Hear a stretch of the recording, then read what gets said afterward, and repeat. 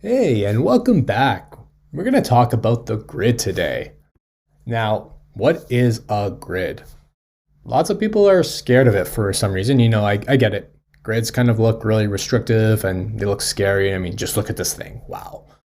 Even though they look like prison bars, they aren't as restrictive as you may think.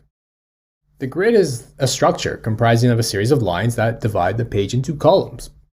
We have vertical and horizontal. And this structure helps designers arrange content on a page, like you can see here. Everything is sitting on a grid.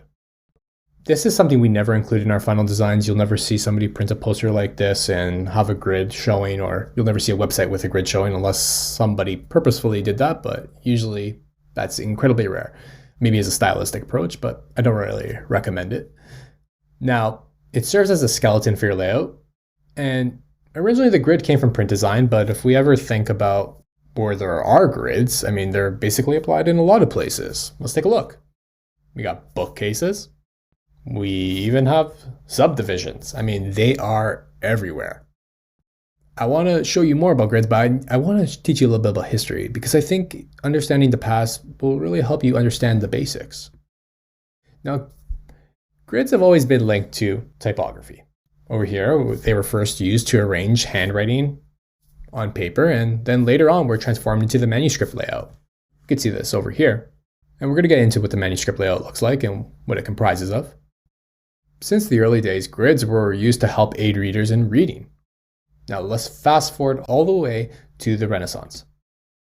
Now this era had a profound impact on grid systems. I mean, many artists strived for perfect geometry. Many paintings resulted in the centered symmetrical layouts, like this. We have very centered layout. You can see all the symmetry and hidden geometry within this painting.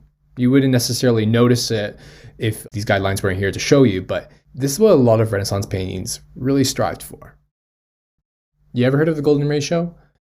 In the 13th century, Villard de Honcourt created the diagram to achieve harmonious design. This diagram was a merger between the grid system and the golden ratio. And it was created to produce page layouts based off of margins with fixed ratios. And this technique is still used in today. You can see that, this is a fairly recent layout and it is in fact using it. Jumping forward to the Industrial Revolution, beginning of mass production and the rise of newspapers, posters, etc. With so much content on one page, like look at this, it's hard to read as is, even with a nice little grid layout. But with so much content on one page, designers needed to develop a way to communicate their message while allowing for natural reading behavior. They've achieved that here. There are newspapers that were much worse than this. Now, last stop.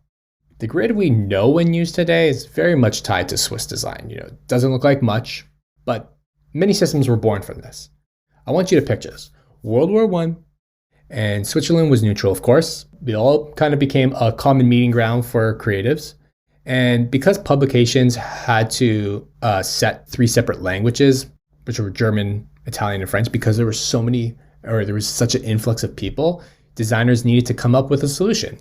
Typographers like Jan Tischhold and Herbert Bayer, they stepped up to address that. And for the first time, white space was used as an element in layout design.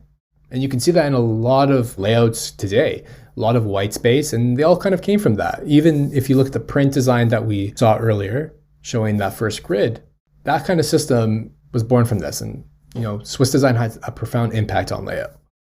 Now we're going to jump into some more basics.